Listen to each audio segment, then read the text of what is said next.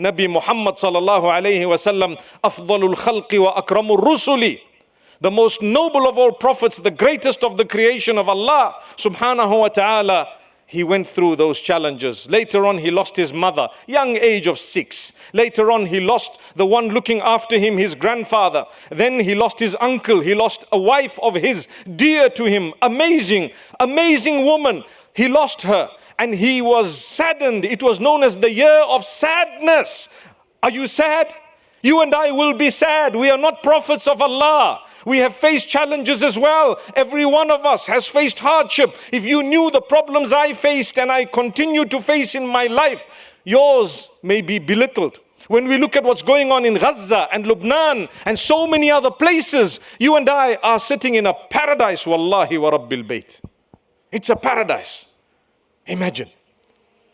Every time we breathe or we show something, people are saying, how could you be on a jet ski when people are dying in Gaza? Have you heard that?